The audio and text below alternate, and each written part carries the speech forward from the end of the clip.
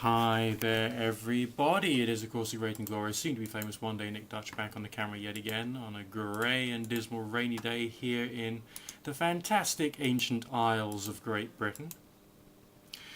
Alright, we've got a little private message commentating type experience for you today, which I sincerely hope that you will enjoy. It says here, have you encountered the Thoth Tarot deck by Aleister Crowley? Do you have any thoughts on its efficacy as an authentic tarot deck? Or is it too far removed to be called as such? Thanks. Okay, now let's just try and clarify a few things. Now, a bit of time has passed since I set up this channel. I've been engaging with different people. I've done a lot of growing. I'm a lot older.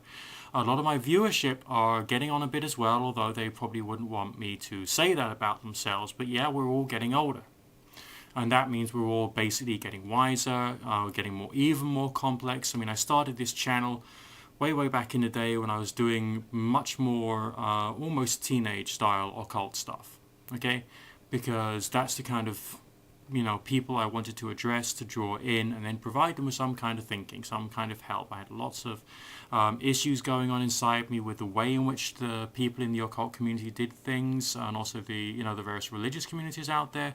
And so I was trying to deal with those problems, and I came across some situations that were good and some which weren't. All right, but either way, I'm now older. I think I can articulate myself even better than I have done before, although I'm still going to make mistakes because I'm not the great God Nick Dutch, okay? What I am is a human being, alright?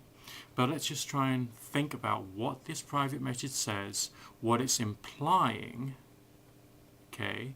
To look at what it's implying, maybe just see it from a slightly different point of view. Okay, and then I just like ramble on in my traditional Nick Dutch style about what I think. Alright, because I'm expressing my opinions as of today in this video, which I'm doing today. If you were to ask me the same question in 10 years' time, I would probably give you a different answer. I don't know what I'm going to be like in 10 years' time, nor do you. So essentially, we'll look at this from the point of view of me now, today. Okay? It says, have you ever encountered the Thoth Tarot deck by Aleister Crowley? Well, yes. I think we can safely say that. I am a professional tarot reader. I have my Book of Thoth here. This is the one which I use when I'm working over the telephone and over the internet every single day, okay? That's why I'm using the worn out one, and the really good looking one I do for videos, and there's other tarot packs which I would take to party and entertainment events because I am a professional tarot reader. I am an entertainer, okay? And I go to these entertainment events to be the entertainer. Or one of them, and sometimes to go to big events, small events, and so on and so forth. Yeah, I'm familiar with it. I have come across it. But, it's just a pack of cards. You could have a pack of cards with different types of fish on it if you wanted to. Yeah, and, the card of the row, the four of octopuses, in conjunction with the seven of mermaids. I don't fucking know, alright? It's just a pack of cards, alright? And no, it's not bad luck if you drop them, okay? There we go. Oh dear, I'm obviously going to die horribly. No, I'm not. It's just a pack of cards with some rather curious images on it, and now I'm going to have to bend down and pick up all my cards because they're all over the place. But the fact of the matter is, it's just a pack of cards, alright? Just a pack of cards created by a human being who had his own thoughts and feelings and desires, and someone who wanted to set up his own world religion, right? Of which the Book of Thoth Tarot was, of course, going to become, in some respects, whoops, there we go, try and get the camera back on my face, in some respects, an important mode of explanation and education. Because tarot itself has always been a way of expressing religious ideas. In the very old pagan days, alright, what we call today the major arcana actually had some of the, let's say, the ancient Greek gods on it. Alright? So it was religious ideas because religious things were in the in the popular consciousness and popular media. And then the tarot pack culturally moved on, ever westward into France, where of course it was a Catholic country, and so Catholic Church ideas were expressed, and that's where we get the origin, the imagery. It's not ancient hieroglyphs, going back to ancient Egypt. No, it's Christian. It's just a bunch of Christian imagery, okay? And it's just a pack of cards used to play a game called tarot, or tarot, or tarocchi, or triomphi, depending upon where in the world you're playing it, local rules, local customs about the game. But it's just a game, alright? It's just pieces to play a game. Because of the portability of the tarot, it was in its day, okay, the equivalent of having like a Nintendo, one of these tiny little Game Boy type things, because it was small, it was compact, you could take it with you on a journey, and you could play games together with people, which were in those days principally gambling games. Alright, then the church of course disagreed that church imagery should be used for gambling and said no, that's naughty, that is. And so a couple of countries banned tarot, and from that tarot started to develop this sort of like dark and sinister reputation, because it wasn't wrong to play a game with a pack of cards, no, but because there was an association with something which was sacred, namely religion.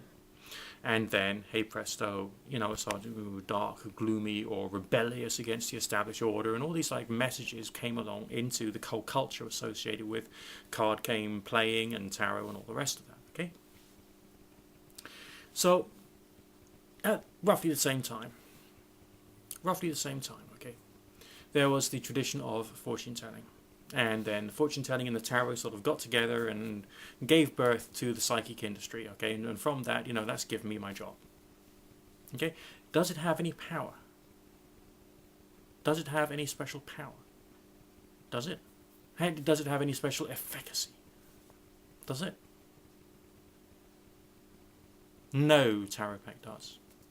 Now, when people talk about like an authentic tarot, okay, what they're suggesting is that, okay, what I was saying before my batteries died on me yet again, just going to put the battery component thing back in place, the battery cover thing, there we go, that wasn't all that painful now, was it? Alright, is that all these people who say that there is like an authentic tarot, okay, they're saying that there's this new religion. The new religion is called tarot, and therefore there is like a 5 books of Moses of the tarot, and that's one particular design similar to the Tarot of Marseille. Alright, but the Tarot of Marseille was just Christian imagery, church imagery, put into a strange pattern, and a few more symbols are added, a few symbols taken away, but it's just like Christian imagery. Alright, that's all. As far as using something like tarot as a fortune telling tool, the important thing there is to work out what you mean by your fortune telling, what you mean by your psychic things, okay, and how you are capable of intellectualizing or intellectually stringing a person's question together with the symbols and thinking about what is the next right thing to say to somebody. And that can be completely independent on the cards themselves. Now, if you spend a lot of time trying to build up an association between the meanings of various different symbols, like this one here I'm looking at now, it's got a crescent moon symbol on it. This one here has got the old yin-yang and the 2 of coins there, really rather beautiful. And of course you've got the basic element things which the Wiccans use in their religion, like that one's very much earth energy and sort of matriarchal goddess type thing.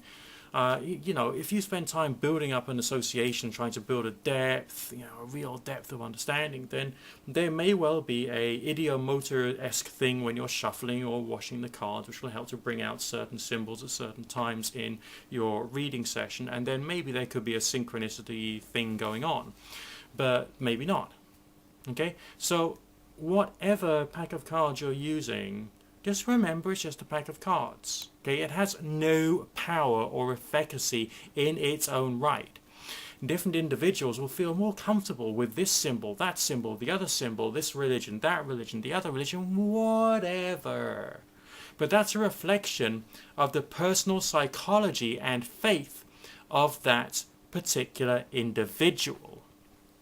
And it doesn't necessarily have any connection at all to the power or efficacy or whatever of the cards in question. This is just a pack of playing cards. It has no power at all. You can set fire to it. You can wipe your ass with it. You can use them as coasters to put your teacup on. There you go. Boom. some people say, no, no, no, you can't do that because it would take away the positive energy from the cards themselves, and that would stop it from working. Well,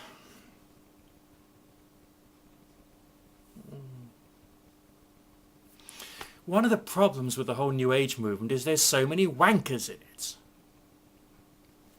Oh, God. And because they explain, or try and explain, or just talk about whatever it is that they think in such an intense way, there's this assumption in people that, oh, maybe that's true. When basically it isn't. It isn't true at all. That if you have to put your cards into a little black silk lined box in order to draw out the negativity from the last reading and bring in the positive energies.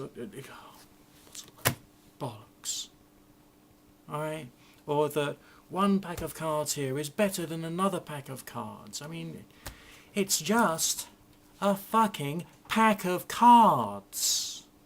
It's pretty. It's a little bit of artwork in your pocket. It's an entire like fucking art gallery in your pocket. I love it. Alright? But efficacy is up to you and how much self-education you've given yourself. And if you're caught up in this whole like, oh, it's got to be the cards have got to be the efficient, efficacious or whatever the word is, thing, then no. You personally cannot even use a good tarot pack. Because it's not up to your cards. It's up to your thinking. It's up to your understanding of the human condition of the person who's asking you the questions. It's up to your understanding of the complexity of human psychology. It's up to your years spent going through introspection and understanding and contemplation and trying to see things from all different angles so you can tell just by talking to someone or looking at them what they're thinking. That's the skill of the reader. It has... I love tarot. I really, really, really, really love tarot. But the instruments that you're using is not your pack of cards. The tool you're using is not your pack of cards. Your pack of cards is just a fucking pack of cards. That's all. Nothing else. Right? It's just a pack of cards. The tool you use if you're a diviner is this. And it's up to you to make sure it is efficient, it's effective, it's educated, there's plenty of understanding in it. And moving away from all these people who turn around to you and say, no, no, no, there is the only way, true and light, and I know it, and always got to think about things using the Kabbalistic tree, only the 15 card spread will work in it all right, and it's all bollocks! These people are creating more problems than they're curing. Alright? Yes, using symbols in contemplation, meditation, it's a way of helping to educate you in the very basic 101, alright, of introspection, contemplation, thought, and analysis. That is the way, that's why rune stones are so important. That's why tarot packs are so important. Alright, because it's like going through a period of practice in your life to enable you to then use that thinking in a much deeper way later in life. But don't get head up in our whole superstition of, oh, this one's the most powerful one. This one's the most efficient one. Throw your cards away and ask yourself, how efficient is this? Alright? Now, I may do some more video blogs on health, alright, or my interpretation. Let me rephrase that because I'm no fucking doctor, okay? I want to do more video blogs on things like health, from my own point of view. And I can be wrong. I know there's this whole psychology thing of, oh, he's talking about something on the internet, he therefore must be an expert. No, I'm not. I'm a human being who's got his points of view, and I'm broadcasting them, and if you disagree with them, I don't care. Alright? For me, it's a great exercise to express, okay, because I think we should all be carrying doing exercises throughout our lives to help us to grow. It's a great way for me to express my thinking, my understanding, sometimes to let off steam as well, okay. And that's one of the reasons why I do video blogs. And if you get inspiration from it, great. If you get excitement from it, great. If you get entertainment from it, great. Okay? But I'm no master. You know why? Because there aren't any. There never have been, and there never will be, ever. Okay? This is your tool. This is the most important thing you've got. This is what you must purify. This is what you must educate. This is what you must feed. This is what you must train, okay, to do meditation, see things from all different points of view. Understand the hard and fast facts of the universe, that there always will be things we don't know. And anyone who says, oh, there are things that we don't know, but I do, it's obviously a wanker. Okay? Okay, I think it's the first time my batteries have died twice in the same video. Either I've been talking since, like, the birth of the universe. Or those were really crap batteries and I must get some more. Okay, so what I think you're talking about is there a way, truth and light of tarot? Is there a perfection of tarot? Is there a perfect level of tarot, or a perfect tarot deck?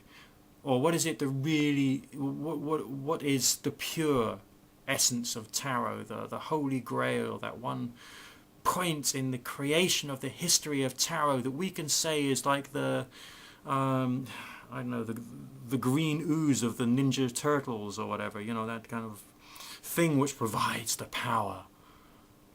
It doesn't exist. It doesn't exist. Never has existed, never will exist. But there will always be people out there on the internet who will try and tell you that it's there. The Holy Grail of Tarot, that whole perfect thing, this is the perfect, it's the most efficient thing, it's the best one for that. Mental cases. Right? Monomaniacs. Okay, look up the word monomania on Wikipedia. I think you'll find it very interesting. Monomania. Explains a lot. Look after yourself. And if you could do a candle burning or a magic ritual to help my batteries to last longer in my camera. No, don't. If you did, you'd have to be insane, completely insane.